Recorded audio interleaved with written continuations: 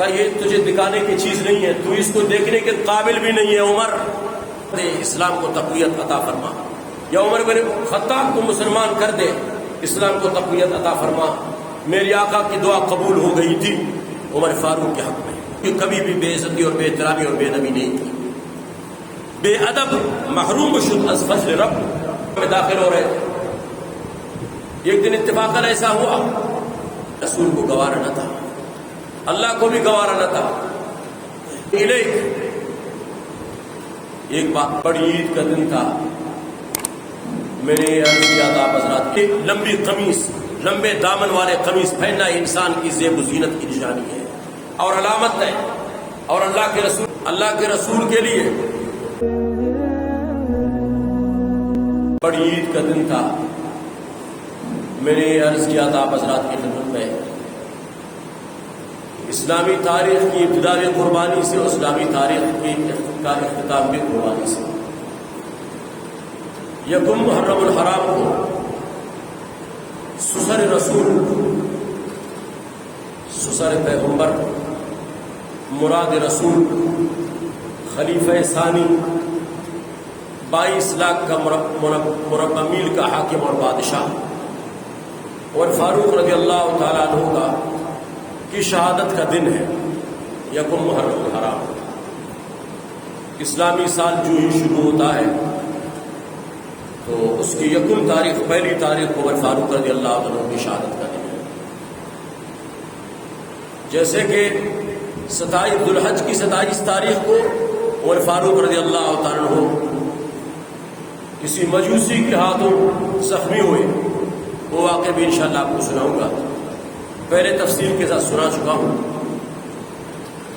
اور پھر یہ زخم رستا رہا، 3 دن 4 دن تک مسلسل خون نکلتا رہا آپ کے پیٹ مبارک سے۔ اس کے بعد پھر یکم محرم الحرام کو عمر فاروق رضی اللہ عنہ کو شہادت کر دی۔ اور فاروق رضی اللہ عنہ تو اس سے پہلے سب ظاہر بات ہے کہ وہ تو حالت کفر میں تھے، کافر تھے، لیکن اللہ کے محبوب صلی اللہ علیہ وسلم کی شبانہ روز دعاؤں کا اثر تھا، اللہ تبارک و تعالیٰ نے اپنے فضل و کرم کے ساتھ عمر فاروق رضی اللہ عنہ کو مشرف اسلام فرمایا، اور آپ کو توبہ کرنے کی توفیق عطا فرمائی، اور اسلام کا حلقہ بگوش ہوا۔ یہ آیت جو میں نے آپ حضرات کی خدمت میں تلاوت کی کہ اللہ تبارک و تعالیٰ نے فرمایا کہ وَلَا تَقُولُوا لِمَنْ يُقْتَلُ فِي سَبِيلِ اللَّهِ أَمْوَاتٌ، جو اللہ کے راستے میں مر جائے نہ کٹ جائے، کٹ مر جائے، اسے مردہ مت کہا کرو، بل احیاء، بلکہ وہ زندہ ہے۔ اور فاروق رضی اللہ تعالیٰ عنہ بظاہر دنیا سے تو چلے گئے، رخصت ہو گئے، لیکن آج تک ان کا نام زندہ ہے۔ انہوں نے دین اسلام کے لیے، اللہ کے رسول کے لیے، قرآن کی عظمت کے لیے جو قربانیاں دی، آج ان کا نام روز روشن کی طرح واضح ہے۔ اور حدیث میں آتا ہے اللہ کے رسول صلی اللہ علیہ وسلم کا فرمان ہے اللہم اجعل الحق علی لسان عمر وقلبہ، یا اللہ ہمیشہ حق بات عمر فاروق رضی اللہ عنہ کی زبان پر جاری فرما اور حق بات ان کے دل میں ڈال دے۔ تو اللہ تبارک و تعالیٰ نے اپنے محبوب صلی اللہ علیہ وسلم کی اس دعا کو قبول فرمایا۔ ترمذی شریف کی روایت ہے اللہ کے رسول صلی اللہ علیہ وسلم ہمیشہ دعائیں فرمایا کرتے تھے۔ وعن ابن عباس رضی اللہ تعالی عنہ قال رسول اللہ صلی اللہ علیہ وسلم اللهم اعز الاسلام باحب هذين الرجلين اليك، ایک بات۔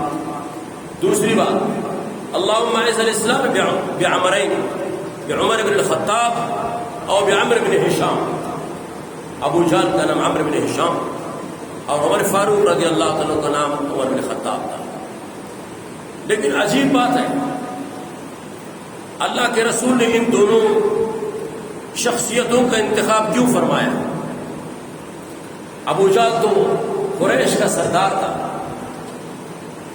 اور عمر فاروق رضی اللہ تعالیٰ عنہ بنو عدی کے سردار نہیں، قبیلے بنو عدی کے کارکن اور رضاکار تھے، عام انسان اور عام بندہ تھا، بلکہ آپ حضرات نے سنا ہے کہ ساری زندگی اسلام سے پہلے اونٹ چرایا کرتے تھے، خطاب کے اونٹوں کو چرایا کرتے تھے، لیکن اللہ کے رسول نے جس کے لیے دعا فرمائی اللہ تعالیٰ سے، تو اللہ کے رسول نے ابو جان کے ساتھ عمر فاروق کو اللہ سے مانگا۔ کسی اور نواب کو، کسی اور سردار کو، کسی اور خان کو اللہ تبارک تعالیٰ ابو جان کے ساتھ دعاؤں میں شریک فرما لیتے، لیکن یہ اس کی منشا اور اس کی مرضی ہے، اور یہ محمد مصطفیٰ صلی اللہ علیہ وسلم کی چاہت اور تمنا تھی کہ جس کو میرے محبوب میرے آقا نے چاہا، پروردگار میں اس کو اٹھا کر اپنے محبوب کے دامن میں ڈال دیا۔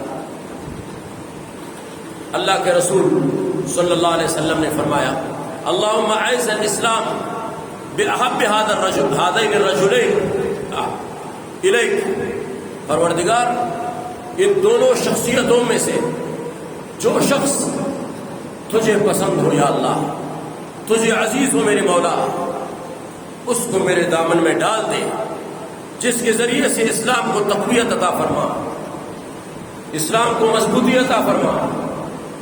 یہ وہ زمانہ تھا کہ مسلمانوں کی تعداد 40 سے تھوڑی سی متجاوز تھی، 40 افراد سے زیادہ تھی معمولی۔ لوگ نماز پڑھتے تھے، دین کرتے تھے، عبادت کرتے تھے، تلاوت کرتے تھے، قرآن کریم کی اوراق اور تختیوں کو دے کر چھپ چھپ کر تلاوت کرتے تھے، چھپ چھپ کر عبادت کرتے تھے، نماز پڑھتے تھے، لیکن یہ چھپ چھپ کر عبادت کرنا اللہ کے رسول کو گوارا نہ تھا، اللہ کو بھی گوارا نہ تھا۔ لیکن یہ دنیا اور یہ جہان قائم ہے ایسی چیزوں کے اوپر، یک بارگی ایک ساتھ قومیں ترقی نہیں کرتی۔ اس طرح مذاہب اور یہ ہے کہ مسلک، یہ چیزیں بھی یک بارگی ترقی نہیں کرتی اور عروج پر نہیں پہنچ سکتے، بتدریج آہستہ آہستہ ترقی کرتے کرتے پھر بعد میں عروج تک پہنچ جاتے ہیں۔ یہ حالات ایسے تھے، حالات کشیدہ تھے، دن بدن اسلام کو ترقی ہو رہی تھی، مسلمان کافر بتوں کے سامنے پوجا کرنے والے، عبادت کرنے والے، جھکنے والے لوگ چوک در چوک اسلام میں داخل ہو رہے تھے۔ ایک دن اتفاقاً ایسا ہوا کہ دار ارقم کے اندر ابو جہل کی سرگردگی میں صنادید کفر جتنے بھی بڑے بڑے سردار اور نواب تھے، وہ سب کے سب ایک بند کمرے کے اندر بیٹھ گئے، انہوں نے مشورہ کر لیا کہ بھائی یہ کیا کیا جائے، محمد کا دین روزانہ ترقی کرتا جا رہا ہے، آج کے بعد یوں لگتا ہے کہ محمد ناقابل برداشت ہے، محمد کا قرآن بھی ناقابل برداشت ہے، اس کا دین بھی ناقابل برداشت ہے، لہذا محمد کو اور اس کے دین کو صفحہ ہستی سے مٹانے کے لیے کون تیار ہے؟ یہ مشورہ دار ارقم میں ہوا۔ اس سے پہلے میں نے عرض کیا تھا کہ اللہ تبارک و تعالیٰ نے، اللہ کے رسول نے ابو جہل کے ساتھ عمر بن خطاب کو اپنے دعاؤں کے ذریعے سے اللہ سے مانگا، اور پھر آپ حیران ہوں گے کہ ایک طرف بڑا سردار ہے اور اس کے پیچھے ہٹو بچوں کا شور ہے، اور اس کے ساتھ لاکھوں کی تعداد میں اور کئی ہزاروں کی تعداد میں اس کے پیچھے لوگ بھی ہیں۔ عمر فاروق رضی اللہ تعالیٰ ایک عام انسان، اس کے ساتھ ایک فرد بھی نہیں، ایک بندہ بھی نہیں، ایک سردار ہے، دوسری طرف کارکن اور رضاکار ہے۔ اللہ رب العالمین نے عمر فاروق رضی اللہ تعالیٰ کو، اللہ کے رسول نے عمر فاروق رضی اللہ تعالیٰ کو ابو جہل کے ساتھ دعا میں کیوں شریک فرمایا؟ اور پھر عجیب بات یہ ہے کہ اللہ رب العالمین نے اپنے محبوب کی دعا کو ابو جہل کے حق میں کیوں قبول نہیں کیا، جبکہ ابو جہل کے پیچھے سینکڑوں لوگ بھی تھے، اور فاروق رضی اللہ عنہ کے حق میں کیوں قبول کیا؟ علماء نے اس پر زبردست بحث کی ہے، علماء کی زبردست اس کے اوپر کلام ہے۔ انہوں نے فرمایا اس کی یہ کون سی وجہ تھی، کون سی چیز تھی جو عمر فاروق کے اندر موجود تھی ابو جہل کے اندر نہ تھی، اور کون سی چیز تھی جو عمر فاروق رضی اللہ عنہ کے اندر نہ تھی، وہ چیزیں ابو جہل کے اندر تھی، وہ چیزیں جن کی وجہ سے اللہ نے عمر فاروق کو سینے سے لگا لیا اور ابو جہل کو ردی کے ٹوکری میں ڈال دیا۔ وہ چیزیں یہ تھی، ابو جہل کے اندر تکبر تھا، ابو جہل کے اندر عناد تھا، ابو جہل تعصبی تھے، ابو جہل کے اندر تعلی تھی، ابو جہل کے اندر ہٹ درمی تھی، اور ابو جہل کے اندر انانیت تھی۔ عمر فاروق کے اندر یہ چیزیں نہیں تھیں۔ ابو جہل کے اندر کیا نہیں تھے؟ ابو جہل کے اندر اخلاص نہیں تھا، ادب نہیں تھا، اور اسی طرح سنجیدگی نہیں تھی، وقار نہیں تھا۔ عمر فاروق رضی اللہ عنہ کے اندر اس کی زندگی میں ادب تھا، وقار تھا، سنجیدگی تھی، اور آپ کے اندر اخلاص موجود تھا۔ اس اخلاص کی بنیاد پر اور اس وجہ سے پروردگار نے ابو جہل کو اٹھا کر دور پھینک دیا ردی کے ٹھوکری میں، اور حضرت عمر فاروق رضی اللہ عنہ کو سینے سے لگا دیا۔ کیوں؟ اس لیے ابو جہل کے اندر وہ تکبر موجود تھا جو شیطان کے اندر موجود تھا۔ شیطان کو پتا تھا کہ اللہ تبارک و تعالیٰ نے آدم علیہ السلام کے خمیر کو بنایا ہے اور خود اپنی طرف سے اس کے اندر روح ڈالی ہے اور اس کو اشرف مخلوقات بنایا ہے۔ اللہ تعالیٰ نے شیطان سے کہا سجدہ کرو آدم کو، انہوں نے کہا نا خلقتنی، شیطان نے کہا نا خلقتنی من نار و خلقتہ من طین۔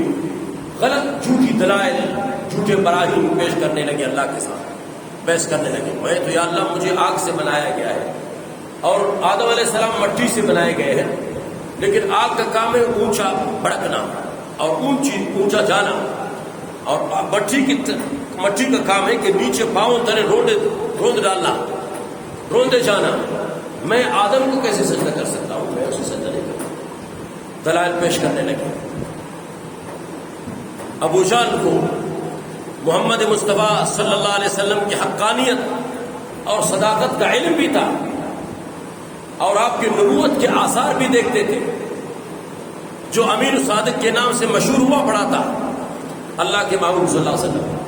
آپ کو معجزات اور کرامات بھی دیکھتے تھے، لیکن اس کے باوجود اس کے دل میں حسد اور غصہ یہ تھا، ابو جہل کے دل میں ایک عام آدمی یتیم ہے جس کے پاس مال دولت کچھ بھی نہیں، میں تو قریش کا سردار ہوں اور وہ مجھ سے عمر میں چھوٹے بھی ہیں، میں عمر کے اندر آپ سے بڑا بھی ہوں، لیکن اس کو نبوت دی گئی اور مجھے یہ خلافت نبوت سے کیوں نہیں نوازا گیا؟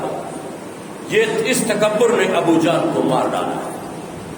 جس طرح اسی تکبر نے شیطان کو مار ڈالا تھا، اسی تکبر نے ابو جہل کو مار ڈالا۔ اسے پروردگار نے اٹھا کر گمراہی کی اور ضلالت کی گڑھوں میں جا کر پھینک دیا ہے۔ اس لیے ابو جہل، اللہ کے رسول کی دعا ابو جہل کے حق میں قبول نہ ہوئی۔ دوسری عجیب بات، ابو جہل نے اپنی زندگی کے اندر اللہ کے رسول کے ادب کے اندر، بے ادبی کے اندر کوئی کسر نہیں چھوڑی، کوئی کمی نہیں چھوڑی، حد سے بڑھ گئے۔ اللہ کے رسول حرم پاک کے اندر سجدے میں تھے، ابو جہل ایک مرے ہوئے اونٹ کی اوجڑی کو اور اس کے گند اور غلاظتوں کے ساتھ اٹھا کر دو جہان کے سردار کے کندھوں پر اور سر پر ڈال دیا، اور کئی دفعہ اللہ کے رسول صلی اللہ علیہ وسلم کو دھکا مار کر انہوں نے غلیظ اور فحش گالیاں بھی دی ہیں۔ اور فاروق رضی اللہ عنہ حالت کفر میں بھی کبھی بھی ادب کا دامن نہیں چھوڑا، اللہ کے رسول کی کبھی بھی بے عزتی اور بے احترامی اور بے ادبی نہیں کی۔ بے ادب محروم شد از فضل رب، ہمیشہ ابو جہل کو اللہ تعالیٰ نے اگر محروم کر دیا ہے تو بے ادبی کی وجہ سے کر دیا ہے۔ اب یہ آج کل ہم اپنے معاشرے کے اندر ذرا دیکھ لیں، کیا ہماری اولاد اپنے بڑوں کی ادب کرتے ہیں؟ بازار کے اندر چلتے پھرتے ہوئے عام لوگ کسی مولوی اور عالم کی ادب اور احترام کرتے ہیں؟ اگر نہیں کرتے، بے ادبی کی وجہ سے آج کل لوگ سب کے سب پریشان ہیں، غمگین ہیں، کاروبار نہیں ہے، تجارت نہیں ہے، کسی جگہ پر ثابت قدم نہیں رہتے، اس لیے کہ ان کے اندر بڑوں کا ادب اور احترام نہیں ہے۔ بڑوں کے ادب اور احترام جب آپ کریں گے اور اپنے بچوں کو سکھائیں گے اور عام لوگ علماء کی عزت اور احترام کریں گے، اللہ تبارک و تعالیٰ دین کے اندر منہمک ہونے کے اور مستغرق ہونے کے اور دین پر قائم رہنے کے اللہ توفیق عطا فرما دیں گے جب آپ علماء کی قدر کریں گے۔ حضرت ابو عمر فاروق رضی اللہ عنہ کی زندگی میں ادب تھا، تبھی تو اللہ تبارک و تعالیٰ نے اللہ کے رسول کی دعا کو ان کے حق میں قبول مقبول فرما لیا ہے۔ دار ارقم کے اندر مشورہ ہو رہا تھا، 40 سے کچھ زیادہ تھے صحابہ کرام، دن بدن لوگ مسلمان ہو رہے تھے۔ ابو جہل نے میٹنگ بلائی، لوگوں کو سب کو جمع کر لیا، کافروں کو، کہ بھائی اللہ کے رسول کا دین اب قابل برداشت نہیں ہے، لہذا اس کو ختم کر دینا چاہیے، محمد مصطفیٰ کا کام تمام کر دینا چاہیے۔ بخاری شریف کی ایک حدیث سے اللہ کے رسول صلی اللہ علیہ وسلم نے فرمایا کہ میں نے ایک خواب دیکھا، بخاری کا حدیث سنا رہا ہوں، یہ محض کوئی قصہ اور کہانی نہیں ہے، ناول اور ڈائجسٹ کی خبریں اور باتیں نہیں ہیں، بخاری کی حدیث سے اللہ کے رسول نے فرمایا کہ میں نے خواب دیکھا، میں دودھ پی رہا ہوں، اتنا زیادہ میں نے دودھ پیا، پیتے پیتے میں سیر ہو گیا، دودھ کی کثرت کے پینے کی وجہ سے میری انگلیوں سے دودھ کے فوارے ٹوٹنے لگے، پھر باقی دودھ جو بچ گئے میں نے اپنے ساتھیوں کا دیکھا میں کس کو پلاؤں، دیکھتے دیکھتے میں نے اپنے بچے ہوئے دودھ کو عمر فاروق کو پکڑا دیا اور فاروق کو میں پلا دیا۔ لوگوں نے پوچھا یا رسول اللہ اس کے تعبیر کیا ہے؟ قالوا فما ولیتہ یا رسول اللہ، اس کا تعبیر کیا ہے یا رسول اللہ؟ اللہ کے رسول نے فرمایا قال العلم علما، اس کا مطلب یہ ہے کہ عمر فاروق رضی اللہ عنہ کو اللہ تبارک تعالیٰ ایک بہت بڑا علم عطا کر دینے والا ہے، بہت بڑا علم عطا کر دینے والا ہے۔ اور پھر فرمایا اللہ کے رسول نے فرمایا ایک کسی اور موقع پر فرمایا میں نے خواب دیکھا کہ لوگوں نے سب نے قمیص پہن رکھے ہیں، کسی نے قمیص پہنی ہوئی ہے وہ رانوں تک ہے، کسی کی قمیص کی لمبائی وہ گھٹنوں تک ہے، کسی کی قمیص کی لمبائی وہ پنڈلیوں تک ہے۔ عمر فاروق رضی اللہ عنہ کو میں نے خواب میں دیکھا کہ عمر فاروق رضی اللہ عنہ اتنی لمبی قمیص پہنی ہوئی ہے کہ آپ کی قمیص آپ کے ٹخنوں سے بھی نیچے لٹک رہی ہے۔ پھر صحابہ نے پوچھا یا رسول اللہ اس کے تعبیر کیا ہے؟ فرمایا لمبی قمیص، لمبے دامن والے قمیص پہننا انسان کی زیب و زینت کی نشانی ہے اور علامت ہے، اور اللہ کے رسول نے فرمایا عمر میرے دین کی زینت اور دین کی خوبصورتی کی نشانی اور علامت ہے، اس لیے میں نے یہ خواب دیکھا ہے۔ تو اللہ کے رسول کی دعاؤں سے پتہ چلتا ہے کہ اللہ تبارک و تعالیٰ کو عمر فاروق رضی اللہ عنہ بڑے عزیز اور پسند ہیں، اللہ کے رسول کی دعا سے پتہ چلتا ہے۔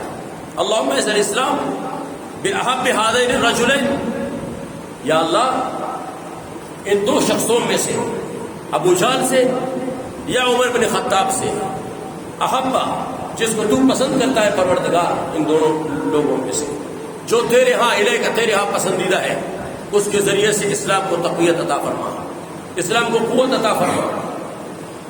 تو یہ دعا حضرت عمر فاروق رضی اللہ عنہ کے حق میں قبول ہوئی، اس لیے کہ ابو عمر فاروق رضی اللہ عنہ کی زندگی میں بڑا ادب تھا، آپ کی زندگی تکبر سے پاک تھی، تعلی سے پاک تھی، حسد اور بغض سے آپ کی زندگی پاک تھی، یہ چیزیں ان کی زندگی میں نہیں تھی عمر فاروق کی زندگی میں۔ حالت کفر کے اندر بھی ابو جہل کے اندر یہ ساری چیزیں موجود تھی، اس لیے اللہ نے ان کو توبہ کی توفیق نہیں عطا فرمائی، اور مسلمان قبول اسلام کا ذریعہ کیا بنا؟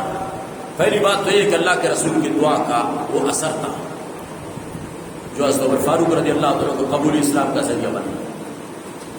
دوسری وجہ اللہ کے اس پاکیزہ کلام کی معطر اور خوشبودار کوثر و تسلیم کے اندر دھلی ہوئی آواز تھی، تو مکہ کے خاموش اور سناٹا رات کے اندھیرے میں جو قرآن کی آواز عمر فاروق رضی اللہ عنہ کے کانوں کے اندر پڑی، وہ آواز اس کے مسلمان ہونے کا ذریعہ بنا۔ دار ارقم کے اندر مشورہ ہو رہا تھا، ابو جہل بیٹھے ہوئے تھے کرسی پر، بڑے باقی سنادید کفر بیٹھے ہوئے تھے۔ ابو جہل نے اعلان کر لیا آج کے بعد محمد اور محمد کا دین قابل قبول اور قابل برداشت نہیں ہے۔ کون ہے جو محمد کا کام تمام کر دے، قرآن کی بے عزتی اور بے حرمتی کرے، اس کو دنیا سے ناپید کرے، میں اس کو 100 یا روایت کے اندر آتے 200 سرخ اونٹ میں اسے انعام میں دے دوں گا جو محمد کا کام تمام کر کے آ جائے گا۔ بعض عربوں نے کہا کہ ہم اپنے خوبصورت لڑکیوں اور بیٹیوں سے اس کا نکاح کرا دیں گے جو محمد کا سر تن سے جدا کر کے ہمارے ابو جہل کی مجلس میں لائے گا۔ کوئی شخص کھڑا ہوا، ابو جہل نے کہا بیٹھ جائے، تیری آنکھوں کے اندر وہ غیرت نہیں ہے تو محمد تک جا سکے اور محمد کا سر تن سے جدا کر کے آ جائے. کوئی دوسرا کھڑا ہوا اس کو بٹھایا گیا, تیسرا کھڑا ہوا اس کو بٹھایا گیا. آخر میں پیچھے سے وہ غریب, وہ بنو عدی کا یہ کام رضاکار اور کارکن جسے دنیا عمر فاروق کے نام سے جانتی ہے, غضبناک چہرے کے ساتھ, غضبناک آنکھوں کے ساتھ کھڑے ہو گئے.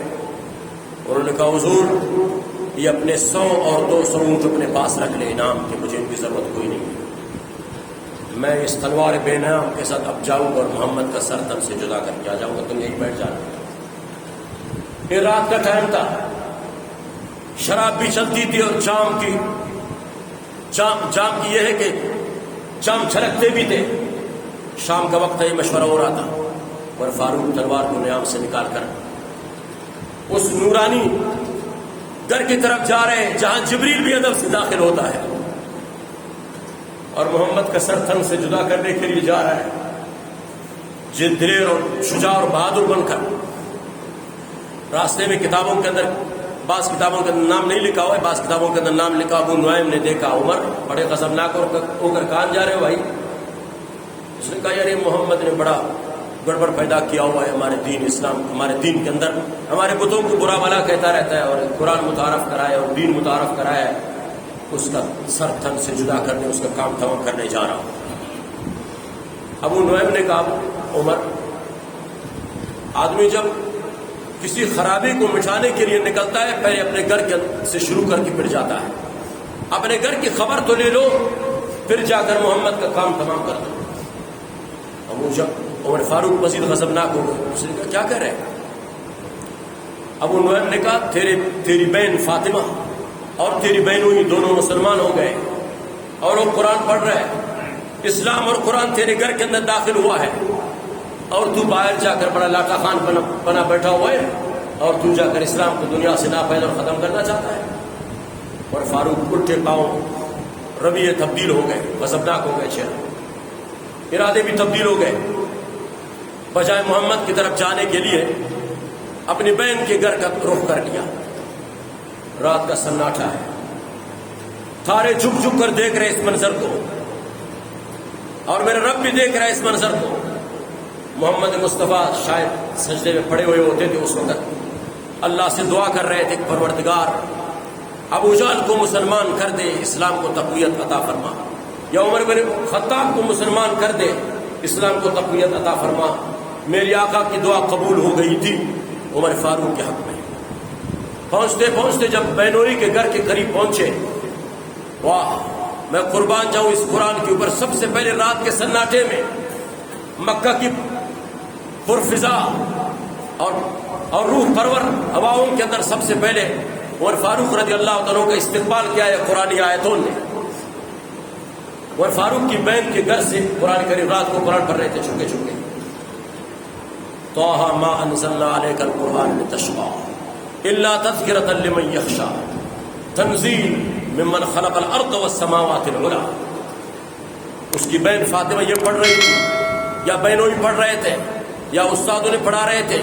عمر فاروق دروازے پر پہنچے تھے, پہنچنے سے پہلے قرآن کریم کی آیت نے عمر کا استقبال کیا. عمر نے جب یہ کوثر و تسلیم کے اندر دھلی ہوئی آیتوں کی جب آواز سنی, آپ ایسے جھرجھری اور رک گئے, آپ کے قدم روک دیے ان آیتوں نے. چونکہ عرب تھا خود فصیح و بلیغ بھی تھے, قرآن بھی عربی زبان میں تھے. یہ نہیں تھے کہ قرآن کو نہیں سمجھتے تھے, قرآن کے الفاظ کو نہیں, ان کے اسرار رموز کو بھی سمجھتے تھے, معانی اور ترجمے کو بھی سمجھتے تھے. اور فاروق کے کانوں میں جب قرآن کی آواز آنے لگی, آپ کھڑے ہو گئے. سنتے سنتے کتابوں کے اندر لکھا ہوا ہے کہ عمر فاروق بکری کے بچے کی طرح سے تھر تھر کر کانپنے لگے. علماء نے لکھا ہے پہلی وجہ محمد مصطفیٰ کی دعا تھی جو عمر فاروق کے دل پر اثر کر رہی تھی, اس لیے وہ تھر تھر کانپ رہے تھے. دوسری وجہ انہوں نے یہ لکھا ہے کہ قرآن کریم کا روب تھا اور اثر تھا عمر کے دل پر پڑ رہا تھا, ایسے لرز رہے تھے اور کانپ رہے تھے. سنتے سنتے انہوں نے جب قرآن کریم کی تلاوت ختم کر دی, بوجھل قدموں کے ساتھ دروازہ کھٹکھٹایا. جب بہن نے دیکھا, بہنوں ہی نے دیکھا, بہن نے استاد کو بھی چھپایا اور اپنے خاوند کو بھی چھپایا اور عمر فاروق کے لیے دروازہ کھولا. بھائی خیر تو ہے, بڑے غضبناک ہو آج. اور فاروق رضی اللہ عنہ نے فرمایا کہ یہ بتاؤ یہ کیا پڑھ رہی تھی آپ؟ اس نے کہا کچھ نہیں. فرمایا دکھاؤ مجھے. کہا یہ تجھے دکھانے کی چیز نہیں ہے, تو اس کو دیکھنے کے قابل بھی نہیں ہے عمر, تو اس وقت بڑا ناپاک ہے, تو اس وقت نجس ہے, یہ پاک پاکیزہ ذات کا کلام ہے, یہ تجھے نہیں دکھایا جا سکتا. عمر فاروق نے اٹھایا, اپنے بہن کو گرایا, ڈھونڈنے لگے, استاد کو بھی نکالا اور بہنوئی کو بھی نکالا, ان کو مارنے لگا. آخر میں بہن جب آیا ان کو روک پائی, جب ان کو روکنے کے لیے ایک تھپڑ مارا, بہن گر گئی زمین پر. فاطمہ اس کو اٹھا کر مارنے لگے, مارتے مارتے مارتے فاطمہ نیچے گری ہوئی اور پٹ رہی ہے, مار کھا رہی ہے, اور فاروق دیکھ رہے کہ ہاتھ تک نہیں کر رہی. آخر میں اس کی بہن کہنے لگی عمر بھائی اگر تو خطاب کا بیٹا ہے نا, تو حالت کفر کے اندر اتنے دلیر ہو کر میری پٹائی کر رہے, مجھے مار رہے, تیرے اندر اگر مارنے کی سکت اور طاقت موجود ہے, میں تو خطاب کی بیٹی ہوں, میں اسلام کے اندر اتنا مضبوط ہوں, میرا ایمان اتنا قوی ہے, تجھے اندر تیرے اندر مارنے کی سکت موجود ہے, میرے اندر مار کھانے کی بھی سکت اور طاقت موجود ہے, مار اتنا مارنا ہے تجھے مارنا ہے. اور فاروق کے دل پر اس بات نے اثر کر دیا. فرمایا دکھاؤ مجھے وہ کاغذ, وہ کیا ہے جس کو تم پڑھتے تھے. تو بہن کہنے لگی تو نجس اور ناپاک ہے, تجھے یہ دکھانے کی چیز نہیں ہے. فرمایا اگر میں غسل کر لوں اور پاک ہو جاؤں تو پھر مجھے دکھائیں گے. بہن کہنے لگے جی ہاں بالکل دکھائیں گے. اور فاروق رضی اللہ عنہ غسل اس خانے میں داخل ہوئے, حمام میں غسل فرمایا, نکل گئے. قرآن کریم کے وہ جو وہ کاغذ تھا یا کوئی ہڈی تھی یا کسی مٹکے کے ٹکڑے کے اوپر وہ لکھا ہوا تھا, درخت کے پتے پر یا چمڑے کے اوپر لکھا ہوا تھا قرآن کریم کا وہ نسخہ, اسے عمر کو دکھایا گیا. آپ نے پڑھا اور دیکھ لیا, آنکھوں سے سجا دیا. فرمایا فاطمہ مجھے اپنی آقا کے پاس لے چلو. ساری زندگی اس کی بغاوت میں گزری ہے, اب مزید زندگی کے جتنے دن باقی ہیں, عرصہ حیات کے جو ایام باقی ہے, وہ آپ کے آقا کی غلامی میں گزارنا چاہتا ہوں.